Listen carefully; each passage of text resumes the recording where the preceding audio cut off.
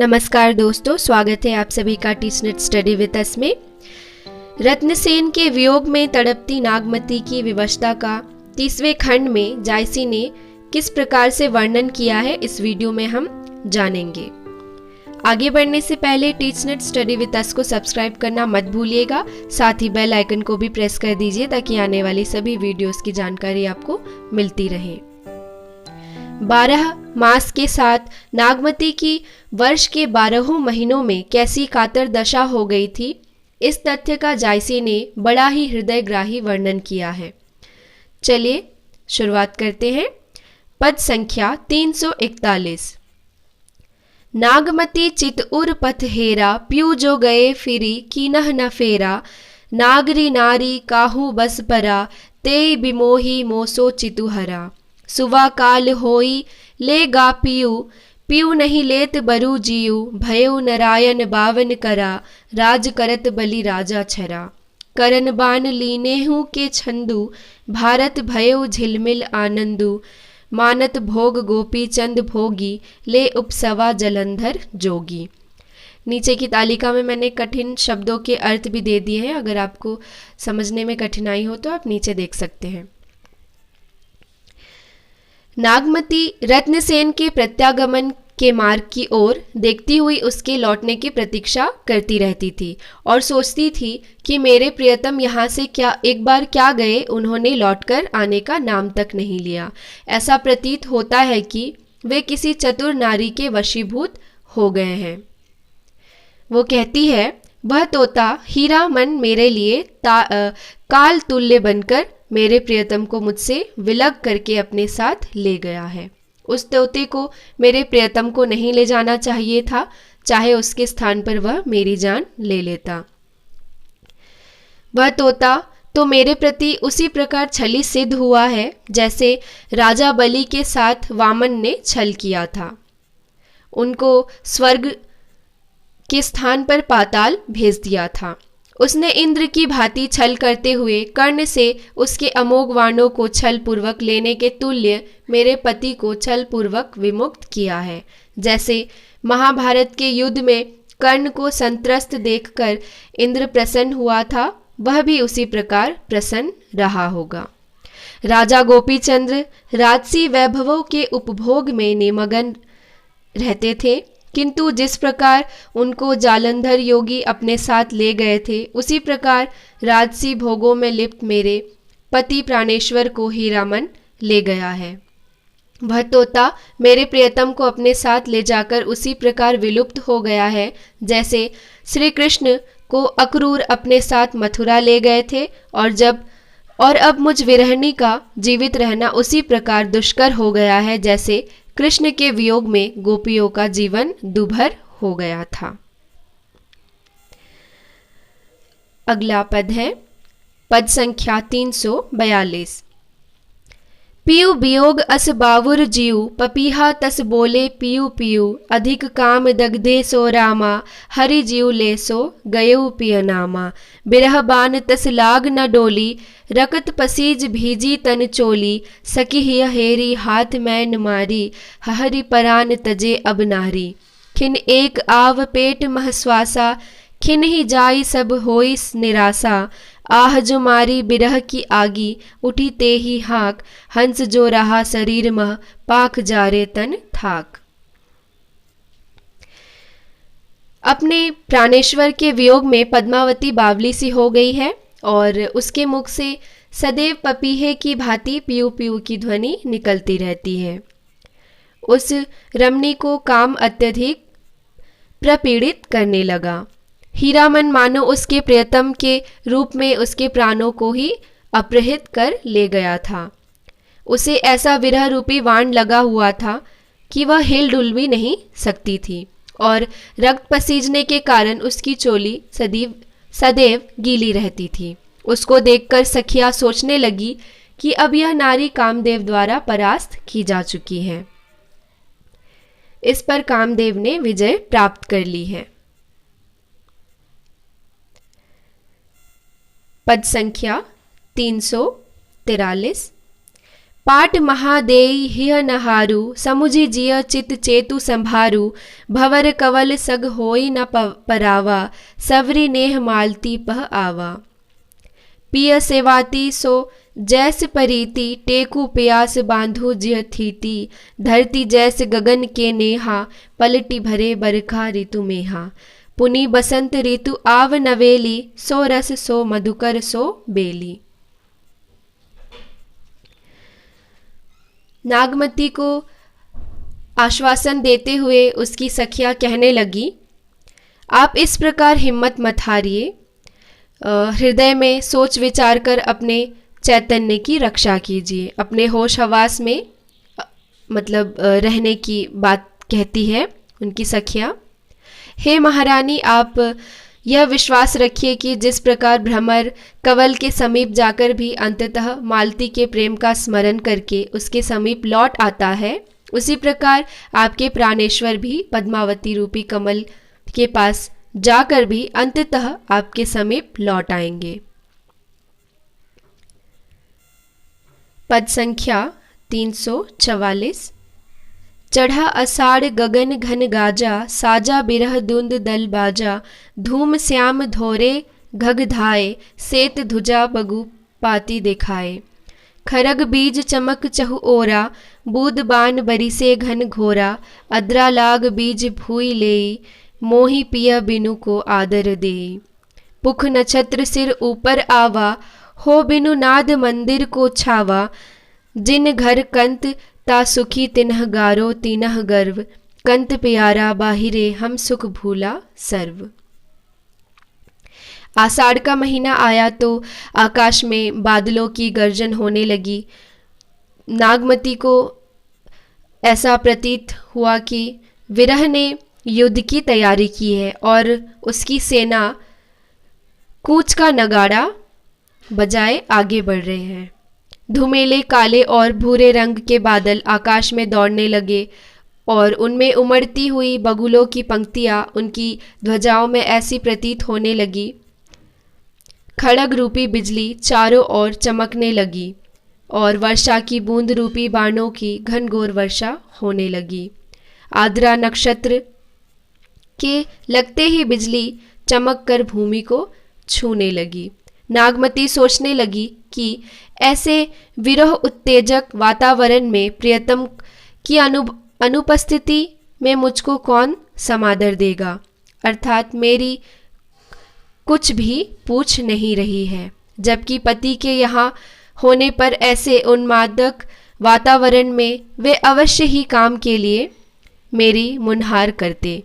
चारों ओर उमड़ी हुई घटाएं पृथ्वी पर झुकी सी प्रतीत होती है, जिन्हें देखकर मेरी काम उत्तेजना और भी अधिक बढ़ उठी है। हे प्राणनाथ, आप शीघ्र ही आकर मेरी रक्षा कीजिए, क्योंकि मुझको कामदेव की सेना ने घेरा हुआ है। मेंढक, मयूर और कोयल के शब्द तो मुझे ऐसे प्रतीत होते हैं मानो मेरे हृदय को बेंधे डाल रहे हैं और मेरे प्राण निकले जा रहे हैं। अब तो पुष्प नक्षत्र सिर पर आ गया है, जो इस बात का घोतक है कि अधिक वर्षा होगी। मेरे तो पति भी यहाँ नहीं है, अतः मेरे भवन पर छप्पर कौन छावेगा। पद संख्या 345।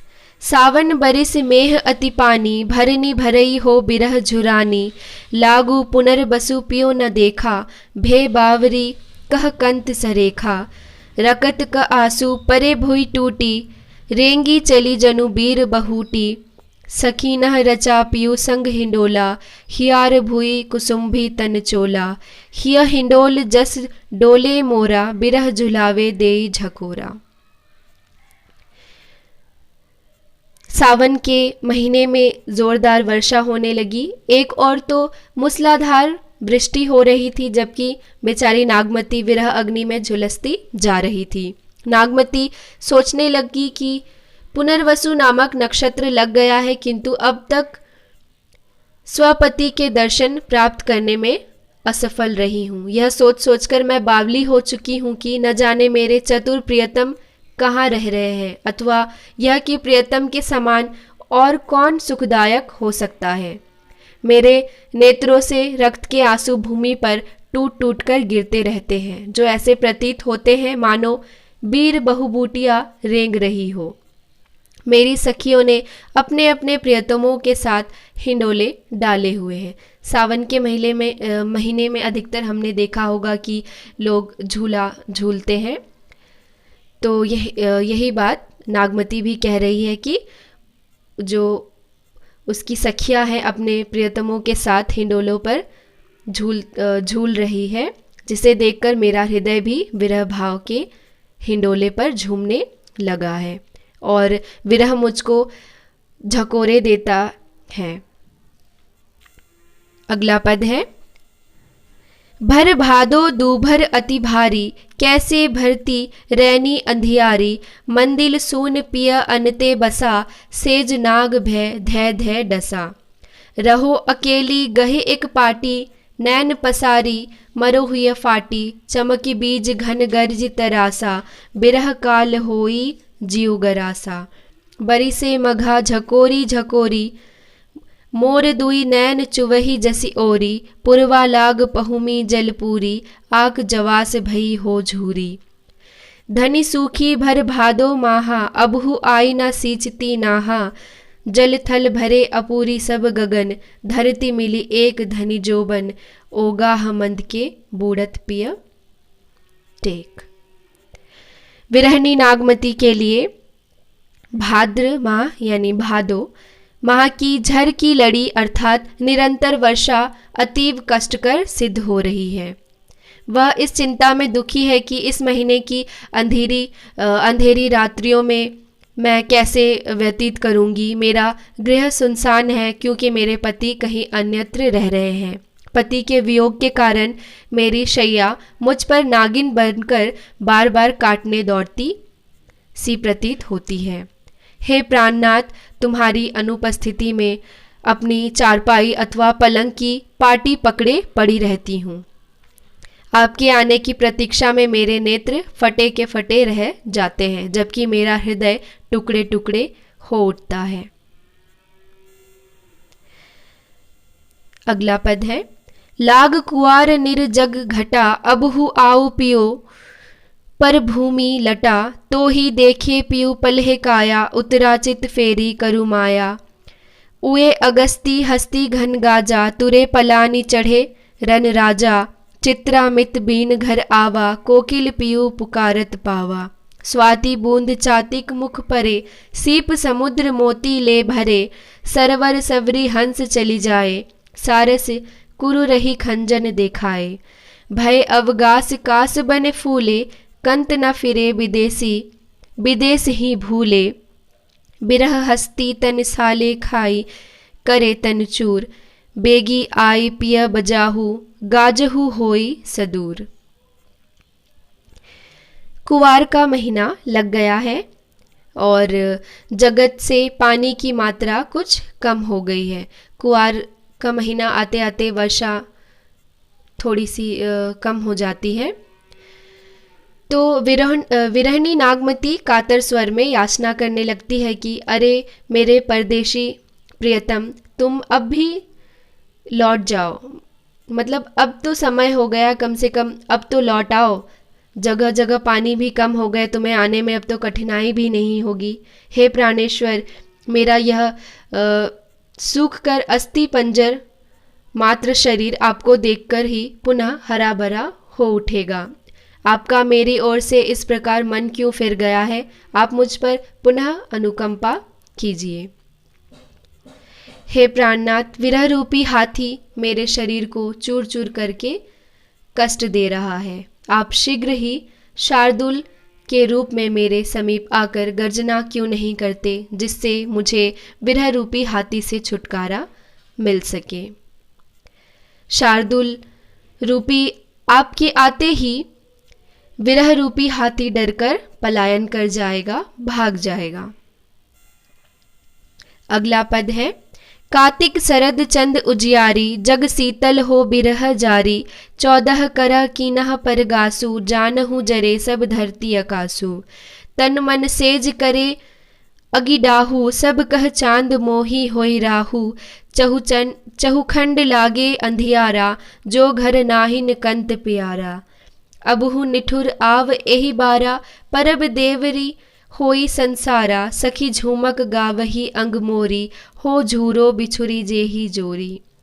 जेही घर पियु सो मुनिवरा पूजा, मो कह बिरह सवती दुख दूजा। सखी मन ही तेवहार, सब गाई देवरी खेली, हो का खेलो कंत बिनु तेही, रही छार सिर मेली। कार्तिक के महीने में शरद चंद्र की उज्ज्वलता अर्थात चांदनी व्याप्त रहने लगी। कार्तिक के महीने में दिवाली के त्यौहार पर नागमती की विरह व्यथा के और भी बढ़ जाने का वर्णन इस पद में किया गया है। विरह आकुल नागमती सोचती है कि एक और तो समस्त जगत में शीतल परिव्याप्त है, जबकि मैं विरह की अग्नि में झुलसी जा रही हूँ। चंद्रमा अपनी 14 कलाओं से युक्त होकर चमक रहा है, किंतु मुझे ऐसी अनुभूति होती है कि मानो चंद्रमा की चांदनी पृथ्वी और आकाश में दग्ध हो रहे हैं। मेरे शरीर, अंतर्मन और शैया सभी अग्निदाह सा प्रतीत होता है। मेरे शरीर, अंतर्मन और शैया सभी अग्निदाह सा प्रतीत होता है। सारे संसार को चंद्रमा की सुशीतलता आनंद कर है, जबकि मुझको राहु के समान कष्टकर सिद्ध हो रही है। मुझे तो चारों ही खंडों में अंधकार छाया लगता है। संपूर्ण जगत में दिवाली का त्योहार मनाया जा रहा है। मेरी समस्त सखियां अपने अंगों को मरोड़ती हुई उल्लासपूर्वक झूम गा रही है। मेरी जोड़ी बिछुड़ी होने के कारण, प्रियतम के बिछोह के कारण मैं आनंदित होने के स्थान पर विरह में झुलसती झुरती रहती हूँ। जिन नारियों के गृह में उनके पति है, वे मुनियों की पूजा कर रही हैं, जबकि मेरे अंतर मन में दोहरे कष्ट साल रहे हैं। एक और तो मुझको प्रियतम के बिछोह का दुख मारे डालता है, जबकि उसके साथ ही सौत का दुख भी मुझे मारे ही डाल रहा है। अगला पद है, अगहन देवस घटा निसी बाढ़ी, दूभर दुख सो जाई किमि काढ़ी। अब धनी देवस बिरह भाव राती, जरे बिरह ज्यो दीपक बाती। कापा हिय जनावा सियु, तो पे जाई होई संग पियु। घर घर चीर रचा सब काहू, मोर रूप रंग ले गाना हूँ। पलटी न बहुरा गा जो बिछोई, अबहु फिरे फिर रंग सोई। सियारी अगिनी बिरहनी हिय जारा, सुलगी सुलगी दगदे भे छारा। यह दुख दगद न जाने कंतु, जोबन जरम करे भस्मंतु। पियसो कहे संदेशरा, हे भवरा हे काग, सो घनी बिरह जरी गई, तेहिक धुआं हम लाग। अगहन के महीने में जब दिन छोटे और रातें लंबी हो गई, तो विरहनी नागमती की व्यथा और भी अधिक बढ़ गई, क्योंकि वह समझ नहीं पाती थी कि पति के विजोह के असह्य दुख को कैसे दूर किया जाए। लंबी रातों का काटना उसके लिए और भी अधिक कष्टकर हो गया था। अब तो विरह के कारण नागमती को दिवस भी रात्रि जैसा कष्टकर प्रतीत होता था। शीत के कारण उसका हृदय विकंपित रहने लगा था, और कंप तभी दूर हो सकता था जब उसके प्राणेश्वर उसके समीप होते थे। वह बार बार सोचती थी कि मेरे पति यहाँ से किसी ऐसी अशुभ घड़ी में गए हैं कि एक बार जाकर उन्होंने लौटने का नाम तक नहीं लिया। शीत आग बनकर उस विरहणी के अंतर्मन को निरंतर दग्ध करता रहता था, और वह विराग्नि में सुलगकर जलकर राख हो चुकी थी। विरहणी नागमती भ्रमर और कागों को संबोधित करते हुए कहने लगी कि हे भ्रमरों, अरे कागो, तुम मेरे प्रियतम के समीप पहुंचकर उन्हें यह संदेश पहुंचा देना कि आपकी प्रियतमा वियोग अग्नि में दग्ध होकर मर गई है, और उसका धुआं लगने के कारण ही हमारे शरीर काले पड़ गए हैं। नागमती के शरीर में लगी विरह अग्नि के धुएं से भ्रमरों और कागों का काला होना इस तथ्य का व्यंजक है कि विरहनी में शीघ्र ही जलकर विरह यातना से छुटकारा नहीं पा गई, बल्कि लंबे अंतराल तक घुट घुट कर सुलग सुलग कर जलती रही। अगला पद है, पूस जाड़ थर थर तन कापा, सूरज जड़ाई लंक दिसि तापा, बिरह बड़ी माँ रात दारुण सियु, कपि कपि मरो लेही हरि जियु, कंत कहा हो लागो हियरे, पंथ अपार सूझ नहीं नियरे, सौर सुपेती आवे जुड़ी, जानहु सेज हिवंचल बूढ़ी, चकई निसी बिछुरे दिन मीला, हो निसी बासर बिरह को कीला, रैनी अकेली साथ नहीं सकी, कैसे जियो बिचोही बिछोही पंखी, बिरह से चान भवे तन चाड़ा, जियत खाई मुए नहीं छाड़ा, रकत ढरा मासू गरा हाड़ भये सब संग, धनी सारस होई ररी, मुई आई समेट हूँ पंख। अगर आपको इस वीडियो में कुछ भी समझ आया हो और आपको वीडियो अच्छी लगी हो तो लाइक और शेयर करना मत भूलिएगा, और अगर आपको कहीं कोई दिक्कत आ रही हो तो आप कमेंट करके पूछ सकते हैं। पूस के महीने में ठंड इतनी अधिक बढ़ गई कि सभी नर नारी थर थर कांपने लगे। यही नहीं, स्वयं सूर्य भी जाड़े से पीड़ित होकर लंका की ओर तापने लगा। आग सेकने को तापना कहते हैं, पता ही होगा आपको। अर्थात वह उत्तरायण से दक्षिणायन हो गया। बेचारी नागमती की विरह व्यथा और भी अधिक बढ़ गई। उसको शीत भयंकर प्रतीत होने लगा। अपने प्रियतम को स्मरण करते हुए वह सोचने लगी कि उनके अभाव में मैं कांप कांप कर मरी जा रही हूँ और जाड़ा तो मेरी जान लेकर ही छोड़ेगा। सारस सारसी की अटूट जोड़ी की भांति साथ निभाने की याचना करती हुई नागमती अपने प्राणेश्वर को संबोधित करते हुए कहती है, हे प्राणनाथ, मेरे शरीर का संपूर्ण रुधिर ढुलक गया है, मेरे शरीर अंगों का मांस गल गया है, जबकि मेरी हड्डियां सूखकर शंख जैसी निष्प्राण निरस हो गई है, और आपकी पत्नी सारसी की भांति आपका नाम रटते रटते मर रही है। आप इतनी कृपा तो कीजिए कि उस मरी हुई पंखों को समेट दीजिए। पद संख्या 351। लागेउ माह परे अब पाला, बिरह काले भयउ जड़ काला, पहल पहल तन रुई जो झांपे, हहली अधिको हिय कापे, आई सूर होई तपु रे नाहा, तेहि बिनु जाड़ न छूटे माहा, एहि मास उपजे रस मूलु, तू सोवर भवर मोर जोबन फूलू, नैन चुवही जस माहुट नीरू, तेहि जल अंग लाग सर चीरू, टूटही बूंद परही जस ओला, बिरह पवन होई मारे झोला, केहिक सिंगार को पहिर पटोरा, गिय नहीं हार रही होई डोरा। नागमती कहती है, अरे प्रियतम, तुम मेरे समीप सूर्य बनकर आ तपो। अर्थात यदि आप मेरे समीप आ जाओगे तो सूर्य के समान सुखद प्रतीत होंगे। आपके अभाव में मेरा यह माघ महीने का शीत छूट नहीं सकता। तुम ही वह भ्रमर हो जो मेरे यौवन रूप का उपभोग कर सकता है। मेरे नेत्रों से माघ के महीने की वर्षा अर्थात माहोट की भांति वर्षा सी झड़ी लगी रहती है। अश्रुपात हो रहा है। आंसुओं से भीगे हुए ठंडे वस्त्र मुझको बाणों की तरह चुभते हैं और रीसते रहते हैं। तुम्हारे अभाव में मुझे माहोट की वर्षा की बूंदें ओलों की भांति कष्टकर प्रतीत होती है। डॉक्टर अग्रवाल ने इस पद के संबंध में कुछ कहा है। डॉक्टर वाल कहते हैं कि उनके अनुसार मेरे कंठ में हार नहीं रहा।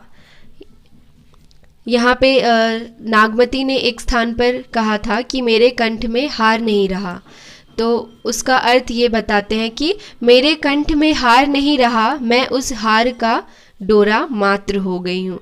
तो आप समझ ही सकते हैं कि उसकी अवस्था किस तरह से हो गई है और वो कितनी पतली हो गई है। फागुन पवन झकोरे बहा, चौगुन सियु जाई किमि सहा, तन जस पियरे भात भा मोरा, बिरह न रहे पवन होई झोरा, तरिवर झरे झरे बन ढाका, भई अनपत फूल कर साका, करिनह बनाफती कीनह हुलासु, मोकह भाह जगदून उदासु, फाग करही सब चाचरी जोरी, मोही जिय लाई दीनहि जस होरी, जो पे पियही जरत अस भावा, जरत मरत मोही रोस न आवा, राति हूँ देवस इहि मन मोरे, लागो कंत थार जेऊ तोरे, यह तन जारो छार के कहो, कि पवन उड़ाऊ, मकुते ही मारग होई, परो कंत घरे जह पाऊ। नागमती कहती है, हे प्राणेश्वर, फागुन के महीने में हवा झकझोरों के साथ प्रवाहित हो रही है, जिसमें शीत का प्रकोप चौगुना हो उठा है, मतलब 4 गुना और बढ़ गया है।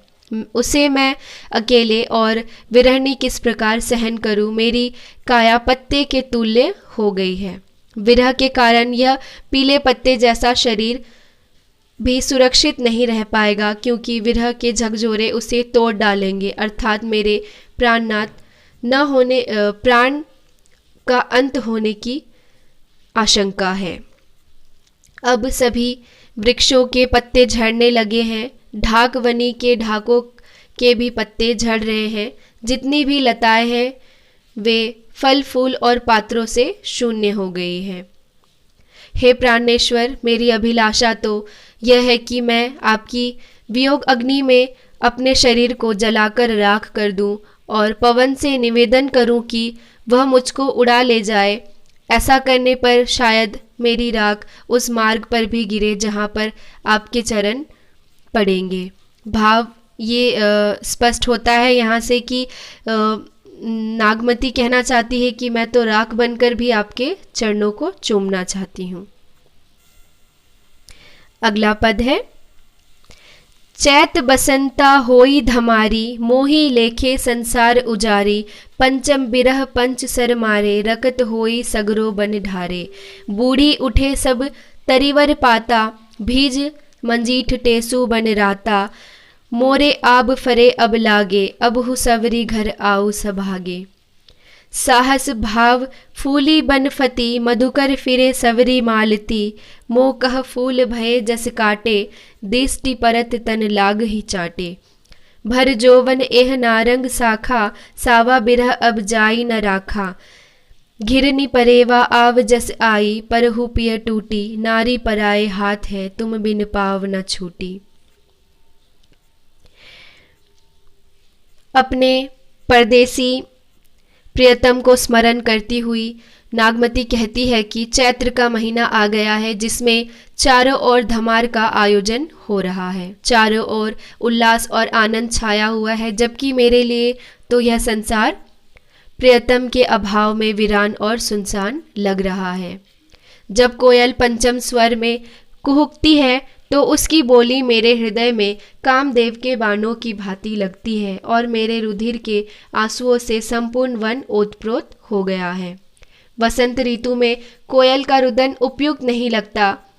यहाँ यही अर्थ अधिक उचित है कि नागमती के रक्तपूर्ण आंसू सारे वन में ढुलकते रहते हैं, अन्यथा उन रुधिरमय आंसुओं में भीगकर वृक्षों के पत्ते लाल हो उठे हैं, जबकि मंजीट और टेसु उनसे भीगकर लाल हो गए हैं।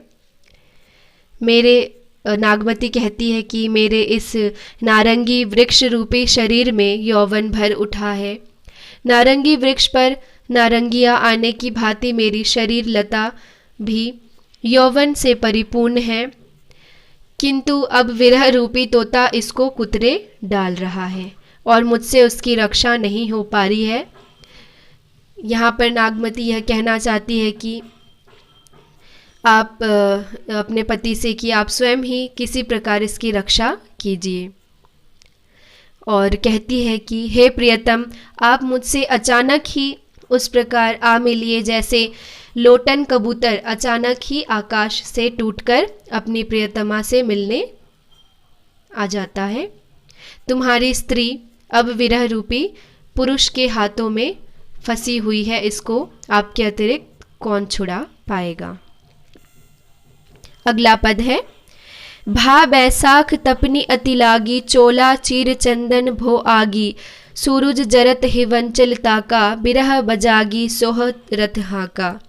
जरत बजाग्नि हो पिय छाहा, आई बुझाऊ अंगारन माहा, तो ही दर्शन होई नारी, आई आगी सो करु फुलवारी। लागे जरे जरे जस भारू, बहुरी जो मुँह जसी तजो न बारू, सरवर हिया घटत नीति जाई, टुक टुक होई होई बिहराई। अगर आपने अभी तक हमारे चैनल को सब्सक्राइब नहीं किया है तो कृपया teach net study with us को सब्सक्राइब कर दीजिएगा और बेल आइकन को प्रेस करना मत भूलिएगा। यहाँ पर कवि वर्णन करते हैं कि बैसाख का महीना आ गया है और बैसाख का महीना आ जाने के कारण चारों ओर भयंकर ताप पड़ने लगा है। विरहनी नागमती को चंदनी चीर और चोला आग जैसा दाहक प्रतीत होता है। वह सूर्य जो इससे पूर्व लंका की ओर चला गया था, अब तपते हुए हिमाचल की ओर ताकने लगा है। उसने नागमती की विरह रूपी व्रज अग्नि की ओर अपने रथ को हाँक दिया है, अथवा सूर्य जलता हुआ हिमाचल की ओर जाना चाहता था।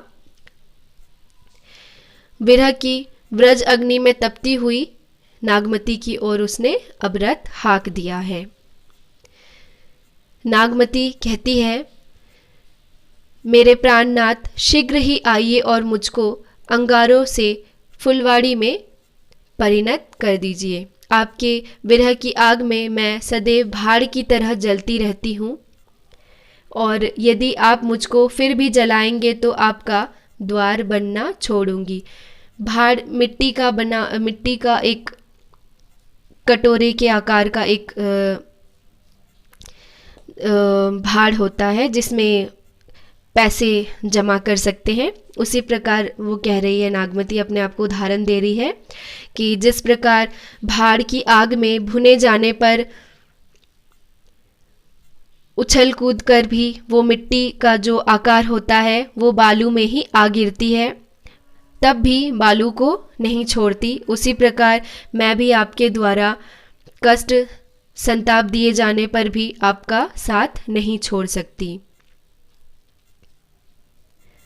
अगला पद है, जेठ जरे जग बहे लुवारा, उठे बवंडर धिके पहारा, बिरह गाजी हनिवंत होई जागा, लंका डाह करी तन लागा।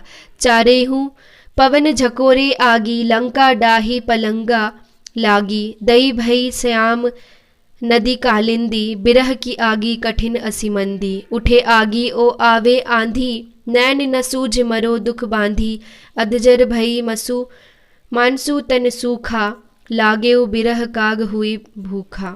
मान सुखाई अब हाइन लागा, आबहु आउ आवत सुनि भागा, पर्वत समुद्र मेघ ससी दिन अर, सही न सकही सुनि भाग। मुहम्मद सती सराही हो जरे, जो अस पिय लागी। ज्येष्ठ के महीने में नागमती को अनुभव होने वाली जो विरह अग्नि है, इसका वर्णन इस पद में किया गया है। ज्येष्ठ के महीने में सारी पृथ्वी जलने लगी, आंधी के बवंडर उठने लगे और तीव्र ताप के कारण पहाड़ भी दहकने लगे। विरह हनुमान की भांति गर्जन करते हुए जागृत हो गया और लोगों के शरीरों को लंका की भांति दग्ध करने लगा। चारों पवन अपने झोंकों से इस विरह की आग को विवर्धित करने लगे और उसे लंका ही नहीं अपितु पलका तक जल उठी। नागमती की यह विरह अग्नि जो ज्येष्ठ माह की लुओं के रूप में प्रकट हो रही है, इसको पर्वत, समुद्र, बादल, चंद्रमा और सूर्य में से कोई भी सहन नहीं कर सकता। कवि मलिक मोहम्मद जायसी कहते हैं कि सती साध्वी नागमती की सराहना करनी चाहिए, जो अपने प्रियतम के आगमन की प्रतीक्षा में इस विरह अग्नि को सहन कर रही है।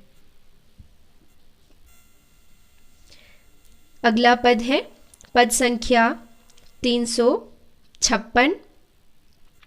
तपे लाग अब जेठ अषाढ़ी, भय मोहक यह छाजनी गाढ़ी, तन तिनुवर भाद झारखंड खड़ी, मैं बिरहा आग रे सिर परी, साठी नाही लगी बात को पूछा, बिनु जिए भयउ मैं तन छूछा, बंध नाही और कंध न कोई, बाक न आव कहो के ही रोई, दरी दुबरी भई टेक बिहुनी, थंब नाही उठी सके न थूनी, बरसही नैन चुअही घर माहा, तुम बिनु कंत न छाजन छाहा। नागमती अपने परदेसी प्रियतम को याद करते हुए कहती है, हे प्राणेश्वर, अब मेरे शरीर अंगों में विरह जेठ आषाढ़ की तरह तपने लगा है और यह तपन मेरे शरीर को छाजन की तरह व्यथित करने लगा है। छाजन एक प्रकार का रोग है। मेरा शरीर सूख कर कांटा हो गया है, मैं खड़ी झूरती रहती हूँ। मुझे तो ऐसा प्रतीत होता है मानो विरह की खान ही मेरे सिर पर टूट पड़ी है। अब मेरी गांठ पूंजी भी नहीं है, अर्थात मेरा जो पति है, पति रूपी जो धन है मुझसे दूर हो गया है, अतः मेरी बात कौन पूछेगा। अपने प्रियतम के अभाव में मेरा शरीर मुंज की भांति निस्सार हो गया है। इस समय ना तो कोई मेरा बंधु बांधव है और ना ही कोई कंधा या सहारा देने वाला है।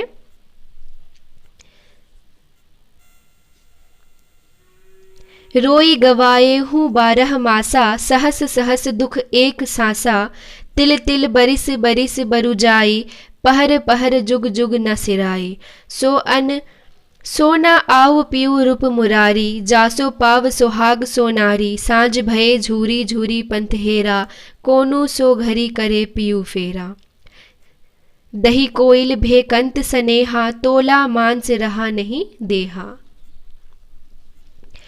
कवि कहता है कि पीछे वर्णित रीति से विरहनी नागमती ने रो रो कर 12 महीने जैसे तैसे व्यतीत कर दिए। उसकी एक एक सांस में भी उसको हजारों प्रकार का दुख अनुभव होता था। उसके लिए एक एक क्षण का समय काटना वर्षों की भांति लंबा हो गया था। इसी प्रकार एक एक पहर की कालावधि युगों के समान लंबी प्रतीत होती थी। फिर भी उसका कृष्ण की भांति सुंदर पति लौटकर नहीं आया, जिससे उसको सौभाग्यवती कहलाने का सुअवसर मिल सकता था। कवि कहते हैं कि इस प्रकार 1 वर्ष तक नाना प्रकार से विलाप करती हुई नागमती अंततः झक मारकर रह गई। उसकी अभिलाषा सफल नहीं हो पाई। अपने पति के विषय में लोगों से घर घर जाकर पूछताछ की और जब उनसे कुछ भी पता नहीं चला तो हारकर वह वन और पक्षियों से पूछने के लिए राजमहल से निकल पड़ी। अगला पद है भई पुछारी लीनह बन बासु, बैरिन सवती दीनह चिल्हन वासु, के खरबान कसे पिय लागा, जो घर आवे अबहु कागा, हारिल भई पंथ में सेवा, अब तह पठवो कोनु परेवा, धोरी पडुक कहु पिय ठाऊ, जो चित रोख न दोसर नाऊ, जाही बया गाही पिय कंठ लवा, करे मेराऊ सोई गोरवा, कोइल भई पुकारत रही, महरी पुकारी लेहू रे दई, पियरी तिलोरी आवा जल हंसा, बिरहा पेठी हिय कंत नंसा, सोई पंखी जाई, जो जिही पंखी कह अड़वो कही, सो बिरह की बात, सोई पंखी जाई डही, तरिवर होई निपात। अपने पति की खोज में घर से निकली नागमती अब वह विरह में व्याकुल होकर मोरनी बनकर वन वन मारी मारी फिर रही थी। उसको उसकी सौत ने चिड़िया फंसाने के जाल रूपी विरह में फंसा रखा था। यहाँ पद्मावत की बात हो रही है। विरह की तीव्रता उसको जलाए डालती थी। नागमती को जो है विरह की तीव्रता जलाए डाल रही थी। उसके हृदय में तीव्र बाण की भांति चुभ रहा था। कौवे को बैठा देखकर वह उससे कह उठती थी, अरे कौवे, यदि आज मेरे प्रियतम घर लौट रहे हो तो तू उड़ जा। कवि कहते हैं कि वह नारी ग्वालिन नामक चिड़िया की तरह दही ले लो चिल्लाती फिरती थी। नागमती यह कहते हुए कि मैं विरह अग्नि में जली जा रही हूँ, दया के लिए पुकारती फिर रही थी। बिना किसी और ध्यान दिए एक वृक्ष की तिलोरी, मैना पक्षी और सरोवर में हंस कीड़ा करते रहे। नागमती के हृदय में अब विरह रूपी नीलकंठ का निवास हो गया है, जो बराबर उसके शरीर को कचोटता रहता है। कवि यहाँ कह रहे हैं कि विरह की दग्धा नागमती जिस किसी भी वृक्ष के समीप पहुंचकर उस पर बैठे हुए पक्षियों को अपनी विरह व्यथा सुनाने का प्रयास करती थी, उसकी विरह अग्नि की लपटों से वही पक्षी जल जाता था और वृक्ष, जितने भी वृक्ष थे, पत्रहीन हो जाते थे। कुहू की जैसी कोयली रोई, रकत आंसू घुंघुची बन बोई, पै कर मुखी नैन तन राती, को सिराव बिरहा दुखताती, जह जह ठाडी होई बनबासी, तह तह होई घुंघुची के रासी, बूंद बूंद मह जानहु जीऊं, कुंजा गूंजी करही पियू पियू, ते ही दुख डहे परास निपाते, लोहू बुड़ी उठे पर भाते, राते बिंब भये ते ही लोहू, परवर पाक फाट हिय गोहू, देखिए जहाँ सोई होई राता, जहाँ सो रतन कहे को बाता, ना पावस ओही दसरे न हेवंत बसंत, ना कोकिल न पपीहा, के ही सुनी आवही कंत। नागमती वनों में कोयल की भांति कुहुक कुहुक कर हुंके भरती हुई रुदन करती फिर रही थी। उसके रुधिरमय अश्रु लाल रंग की घुंघुचियों के रूप में चारों ओर बिखर गए थे। विरह अग्नि में सुलगते रहने के कारण उसका मुख काला पड़ गया था, जबकि उसके नेत्र तथा शरीर लाल रंग के हो रहे थे। रक्त अश्रुओं के में भीगने के कारण शरीर का लाल हो जाना सर्वथा स्वाभाविक है। वह विरह की जिस तीव्र अग्नि में जल रही थी, उसको शीतल करने वाला कोई भी नहीं था। वह वन में जहाँ कहीं भी जाकर खड़ी हो जाती थी, वहाँ पर उसके नेत्रों से गिरे रक्त अश्रुओं के कारण घुंघुचियों का ढेर सा लग जाता था।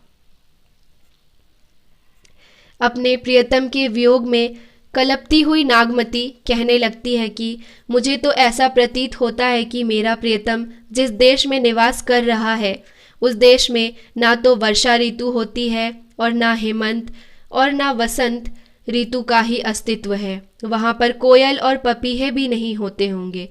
यही कारण है कि मेरे प्राणेश्वर ना तो ऋतुओं के प्रभाव स्वरूप मुझको याद करके लौट पाते हैं और ना कोयल और पपीहे की आवाज़ से ही उनको यह याद आती है कि मेरी वियुक्ता पत्नी मुझको इसी प्रकार कर तड़प कर याद कर रही होगी। रत्नसेन के घर छोड़कर चले जाने के पश्चात उसकी विवाहिता नागमती चित्तौड़ में अकेली हो जाती है। पति की विरह में उसे प्रकृति भी दुखदायी प्रतीत होती है। जो सावन उसे सुख देता था, आज वही उसे जला रहा है। नागमती के आंसुओं की तुलना भादो मास की वर्षा से कवि करते हैं। रानी नागमती को एक साधारण स्त्री की तरह अपने घर की चिंता सता रही है कि उसका घर अब नहीं है, और एक स्थान पे वे ये भी कहती है कि मेरे घर की छाजन मतलब ठीक करने वाला भी कोई नहीं है, वर्षा होते ही घर टपकने लगेगा। नागमती अपने प्रिय को संबोधित करके कहती है कि हे कंत, जहाँ तुम हो उस देश में क्या ऋतुएं नहीं होती है जो तुम्हें मेरा ध्यान आए और तुम लौट आओ। उम्मीद करती हूँ कि आपको इस वीडियो से बहुत सहायता मिलेगी।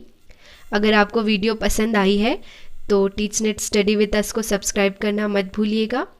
साथ ही बेल आइकन को भी प्रेस कर दीजिएगा और वीडियो को ज़्यादा से ज़्यादा लाइक शेयर करिए।